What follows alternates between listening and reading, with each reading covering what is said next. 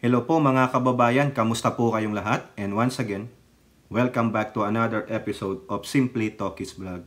So ang pag-uusapan natin mga kababayan, ito po yung update dyan sa Pogo, no? Yung dyan po na ni-raid sa Porac, Pampanga, no?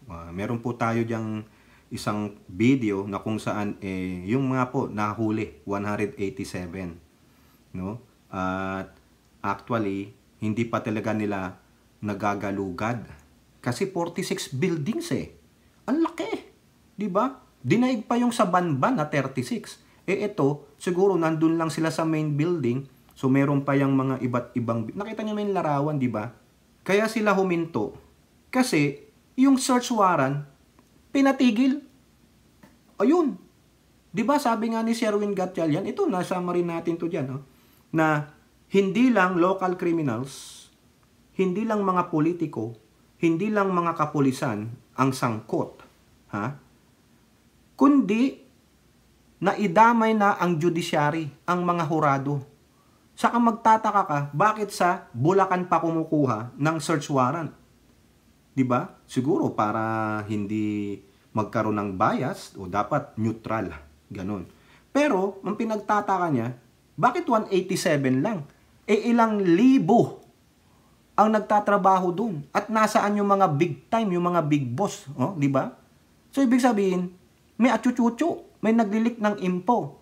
Kaya nga po, naisama natin doon na itong Supreme Court ay mag-iimbestiga na rin sa mga judges nila, sa mga hurado nila. Ayun po yung sabi ng spokesperson ng Supreme Court, we will investigate. Kasi biruin nyo, dapat yun, surprise yun di ba? Kaso, parang planted na yung 187 Iniwan lang sila dun yung mga low tier na mga, parang ano lang, yung mga nasa mabababa. Ang dahilan po nung mga nahuli, sabi nung iba, na isama to natin sa vlog, mga turista lang daw sila, pinara lang daw sila sa Skyway.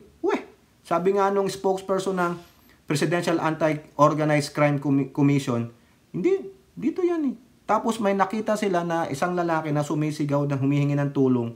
Nakakadena. Puno ng pasa. So ibig sabihin, may hinala sila, may nangyayaring torture. Baka hindi lang torture kasi ang reklamo po, merong sex, yung sex slave ba yun? Yung trading o whatever. Pero yun, no? Buti nga manaktakas Ngayon, sabi nung PAOCC, wala pa po yung search warrant nabasa ko po, binawi yung search warrant, paano babawiin? May nagreklamo na. May mga patunay na yung mga nandoon ay hindi mga totoong mga, yung hindi legit na trabahador. Kasi mga lang daw, turista, pero nagtatrabaho doon. Yun ang dahilan nila. Synchronize sila Sabi nga rin nung spokesperson ng PAOCC, paano ka maniwala niya sa mga scammer yan? So, ang siste doon, binawi yung warrant. Di siyempre nakatakas na yung mga yun. Kung nasa amang building sila, di ba nga sa Banban, may mga lagusan sila exit route para makatakas. Baka ganun din yan. Ito malalaman nyo mamaya kung yung yung natagpuan nila after na makakuha sila ng search warrant. At rin po, ang gagawin dito ni Senator Hontiveros at may isa pang senator na gustong paimbestigahan yung influx ng Chinese national dyan sa Paranaque Village. Nakita nyo, di ba, inano na natin to, binlag natin, pero ito po, pinick up po ng Manila Bulletin. Yan po ang natin. May dalawang video tayo dito, no? Pero bago tayo magpatuloy, tayo po ay magbibigay pugay sa lahat ng ating channel members, followers, subscribers, nagla-like at nagsishare ng ating mga videos, sa mga nagbi-video replay, sa nagsishare ng kanilang blessings through super chat, super sticker, super thanks. Maraming salamat po sa inyo. Papasalamat po tayo sa ating kaibigan na si Ilocana Kana. Siya po ay nagpa-super thanks. Check nyo na lang po yung community natin kasi lahat po na nagsu-super thanks, super chat, super stickers, ini-screen grab natin yan. Tapos ilalagay natin sa ating community para po isa pong paraan para kayo po ay mapasalamatan. So dito, mga kababayan, unahin muna natin yung kay Senator Rapi Tulfo bago yung mga videos. Huluhin natin yung sa Porac. Maiksi lang po ito kasi update lang po to sa kalokohan ng mga inchik at ng Pogo. Kasi kung maalala nyo, na ipakita na natin itong video na ito, yung residente po dyan sa isang Paranaque village, nagwo-worry na po sila.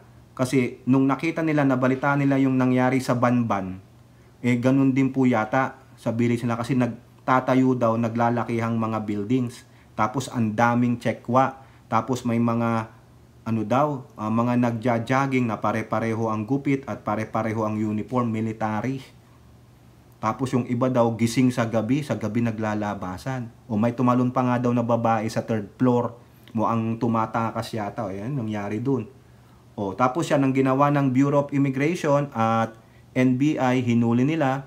Pero ang nahuli nila, mga illegal na mga retailer. Meron po niyan na i-vlog po natin. 37 sila na inchik, pero illegal retail naman sila. Mga nagbibenta siguro ng mga walang otorisasyon at mga peke, ganun. Pero hindi nahuli kung may pogo o ano. Ngayon, kukunin ni Rapi Tulfo, dadalhin niya sa Senado, ihihiring niya kasi yung iba po sa mga to nagrereklamo sa village nila, pumunta daw po kay Rapi Tulfo in Action. Nandun po yan sa FB page ni Rapi Tulfo in Action, nandun po sila, no? Ngayon, ang gagawin ni Rapi, dadalhin niya sa Senado. O ayan po, nag-file po siya ng Senate Resolution number 1043. Ha? Yun ang kanyang at least may Senate Resolution. Ano yung nilalaman ng Senate Resolution niya? Ito, siguro. Whereas, yung multinational village sa Paranaque, anong ginagawa? Bakit mga legit ba yon? Kung nakita nyo yung video, puro mga Mandarin na o Pokyan na yung mga sulat-sulat dun, hindi mo na maintindihan. Ang makaintindi lang yun, nakakaintindi, nakakapagsalita ng Mandarin or Pokyan. No? Tama ba yung sabi ko? Mandarin or Pokyan? No? Okay? Kamakailan ay sunod-sunod ang mga natatanggap ko na reklamo mula sa mga homeowner ng multinational village sa Paranaque tungkol sa pagsakop na ng mga Chinese national sa kanilang lugar. Kita nyo yan? Yan ba ay mga turista? Paano nakapunta yan dyan? Kung turista yan, hindi dyan sila dapat magpunta. Dapat naka-check-in sila sa mga hotel. Kasi turista sila, wala silang kamag-anak dyan . Nagmistulang Chinese territory na raw ang kanilang subdivision. Correct. Kasi nga po gawa nito. Yan, pinatotohanan na doon nga sa isa nating vlog na video. No? Tinupad na po ng China yung gusto ni Digong. Yun lang yung natupad nila. Sabi ni Digong, kung gusto nyo, gawin nyo na lang kaming probinsya. Republic of the Philippines, Province of China. Ayan po. Kasalanan po nito. Ito sisihin ninyo. May duda rin ang mga residente na maaring may mga pogo nang nag-ooperate sa loob ng kanilang village. Ayan po. In March 2020, the Senate Blue Ribbon Committee initiated an inquiry into the questionable influx of Chinese nationals in multinational village, but the COVID-19 pandemic overtook it. Ay, matagal na pala ito. 4 years ago pa na nirereklamo. Ngayon, dumami. Ginamit po yung COVID-19. Kaya lalo silang dumami. Kung COVID na nga, nagpakarami pa kayo. Kung baga yung mga tao, nagpa-pandemic, nangangamatay nga yung iba. Kayo naman, nagpaparami. Wow naman. 4 years after this concern was initially brought to light, Tulfo noted that resident homeowners of multinational villages continue to live in fear for their security. Correct! Kasi itong mga Tsekwa, mga salaula yan, balasubas, barbaric nga . Sabi ni Tariela at ni Barbers, malay nyo may sleeper cell dyan. Kasi may mga nakapatig, pare-pareho ang gupit at nagja-jogging daw. Feeling nila, kanila talaga ang Pilipinas, mga kababayan. Last May 2, 2024, a group that includes 10 Chinese nationals was arrested inside a house in the multinational village for violation of anti-trafficking in persons, alien registration, and cybercrime prevention. Talagang may historya na pala. Bakit nga yun lang? Di ba? Tulfo also cited reports that some houses built for single families have as many as 40 pogo workers living in them, thus violating multinational village R1's category, which means that houses therein should only be for a single family. Wow! The senator from Isabela and Davao maintains that it is imperative to identify possible policy intervention to address this issue. He asked already the Presidential Anti-Organized Crime Task Force, the MBI and Bureau of Investigation to investigate the status and activities of the Chinese nationals in multinational village. Nangako naman ang nasabing mga ahensya na agad nilang aaksyonan ito. O, tama naman po yan. Meron na nga pong nahuling 37, no? Okay, pero binalita lang ng June 7 ng Manila Bulletin. Okay? Now, eto na mga kababayan, dalawang video po ito, no?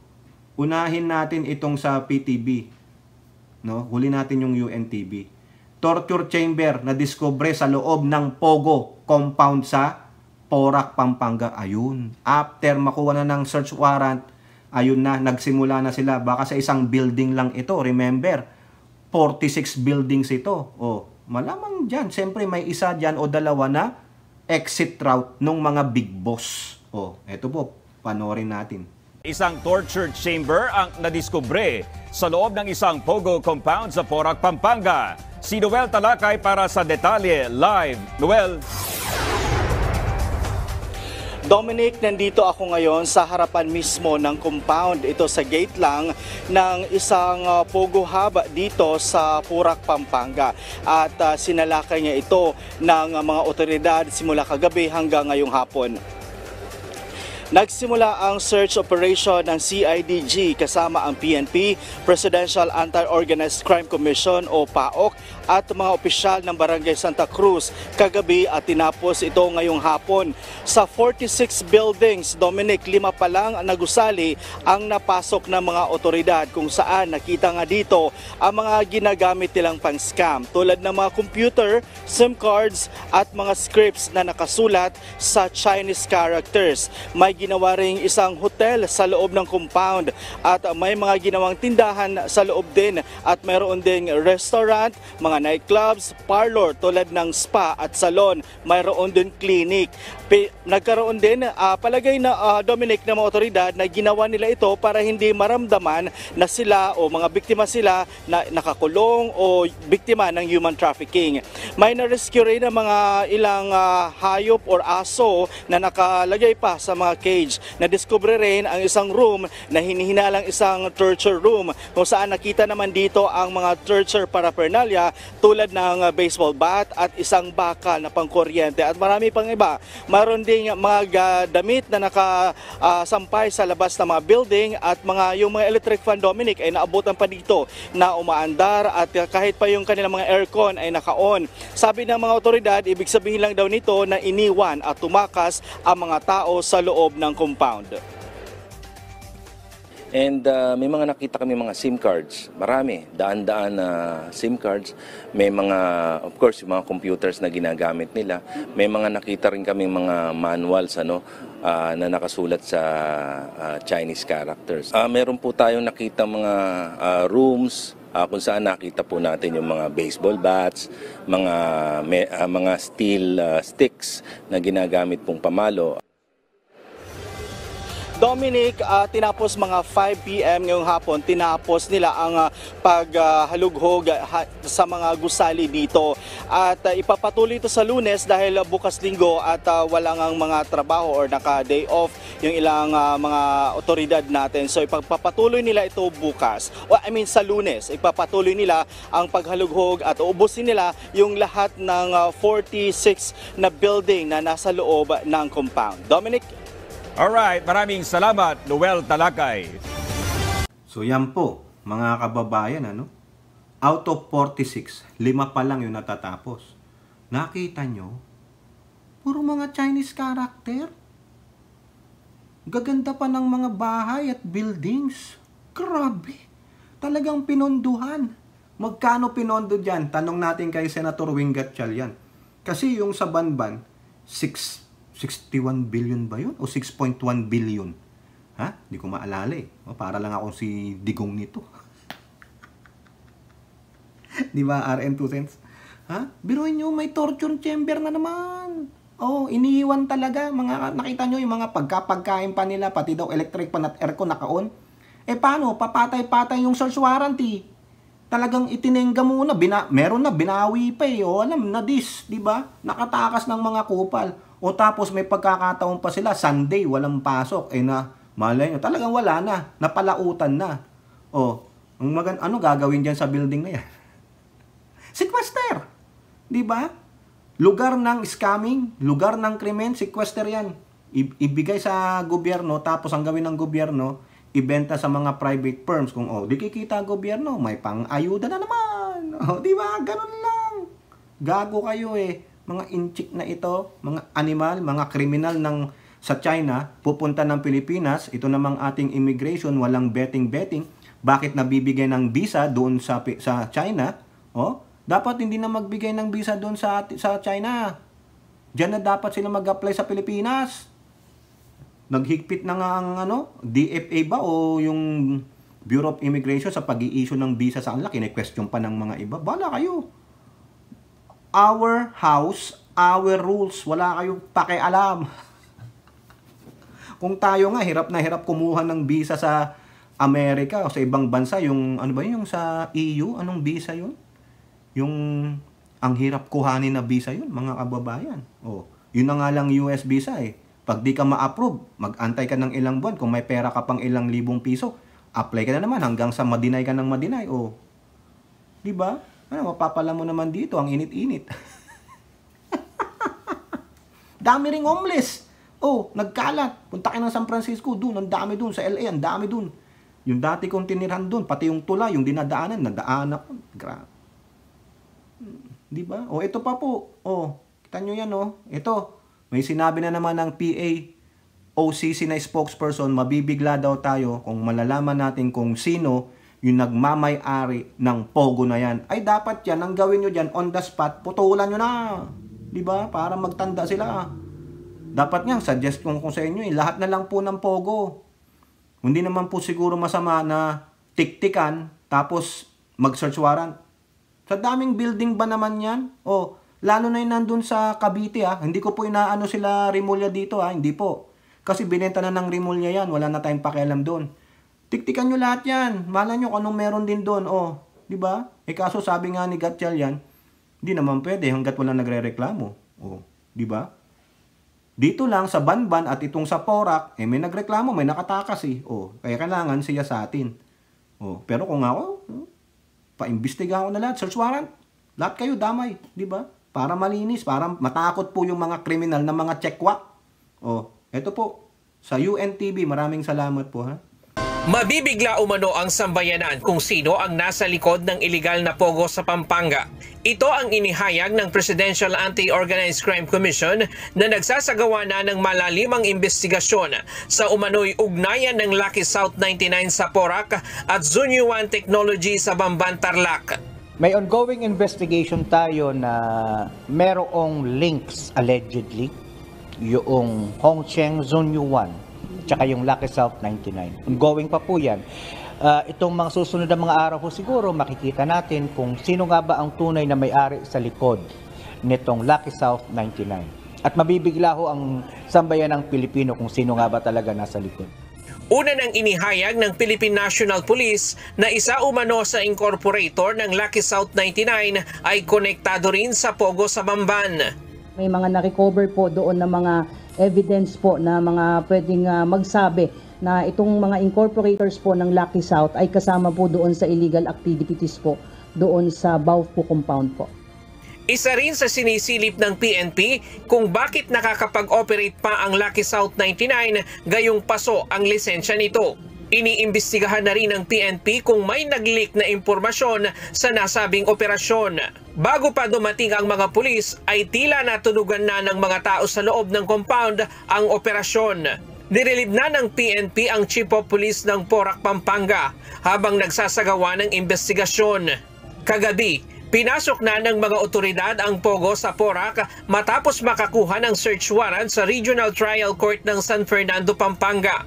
Matatandaang hindi natuloy noon na pasukin ng mga otoridad ang Pogo compound noong June 5 matapos bawiin nang nag-issue na judge ang search warrant nitong Huwebes. Ryan Lacanlale, UNTV News and Rescue.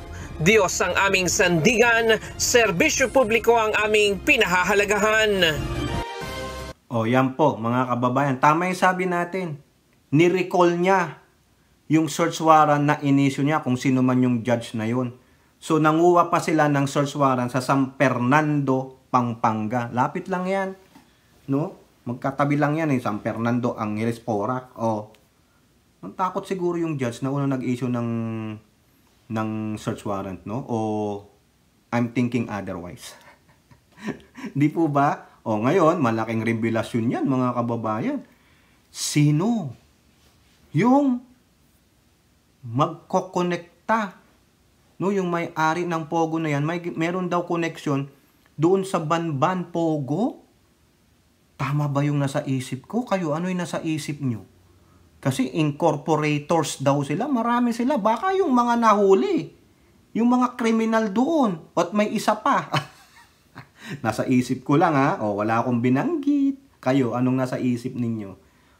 Saka nagtataka sila, paano natunugan na magkakaroon ng search warrant? Kaya nung pagdating nila, wala na sila. Yung 187, sacrificial lamb, iniwan. Sige, itong department na to, yung kabilang kwarto na yan, yun na lang papahuli natin. Huwag nyo sasabihan. Pero kayo ngayon, mag-exit na kayo. Ayun. Di ba? Yung 187 na yun, 100, ilan ng Chinese, may 100 May Malaysians, may Vietnamese. Tapos may mga Pinoy. Yung mga Pinoy, siyempre, nasa Pilipinas na yung mga yan Tanungin nyo maigi, imbestigahan nyo na ano ba kayo, ganito ba kayo, napersa ba kayo, ganyan. Yung namang mga nahuling iba na scammer, yari. Kulong muna kayo bago kayo deport, di ba? Pero yun yun, libo-libo empleyado, 187 lang pinahuli, kumbaga 1% lang. Di ba? Now, si Hontiveros nagdidiwara dyan. Ito, pinahapyawan ko to no? Didiwara po siya. Sabi niya sa Philippine News Agency, Senator wants accountability over impulik. Impulik! Oy! Pidea Leak ba to? Where are you? Ito naman, impulik. In Porac Pogo Rate. Senator Hontiveros, authentic ba yan? Dapat may puncture hole. Ilik di ba? Nakakapobya na yung pag may leak. Dapat authentic. Senator Deputy Minority Leader Risa Hontiveros on Friday said her panel is determined to look into the possible information leak during the recent raid of a Pogo hub in Porac. Hontiveros made the assurance after the unfortunate news reached her office that an undetermined number of Chinese nationals were able to flee. The Presidential Anti-Organized Crime Commission was able to reach the Pogo site. We will get into the bottom of who is accountable. Ayun ang sabi niya. Sino mang nakikipagsabwatan sa mga sindikatong Chinese ay mananagot. Ayan. Our Senate Committee on Women, Children, Family Relations, and Gender Equality will ensure the victim survivors of abuse and exploitation will get the justice they deserve. Ayan. Alam nyo ba, ganun, ayun pala si Casio. Yung pala yung spokesperson, si Winston Casio. Yung siguro may-ari ng Casio Company. Yung Casio last name niya. Siya pala yung spokesperson. Diba? Tama naman. Imbestigahan mo yan. Tawag mo ang mga pulis sa kayong hurado. Mostly mga pulis, kaya nga nirelieve sila. Diba? Kayo po, mga kababayan. At least, ayan ang latest update natin. Marami pang hahalughugin ang PAOCC at kapulisan dyan. 46 5 pa lang. So, meron pang ilan? 41. Pero nakatakas na yung mga big boss. Wala na kayong mahuli dyan. Nakatakas na yan. May mga kakutsaba. Yung mga nag-leak. Hilig talaga yung mag-leak. Ano yan? Tapalan nyo naman. Diba? O kayo po, ano pong inyong masasabi? Comment down below. And don't forget to like and share. Hope to see you on our next videos. Bye-bye. God bless.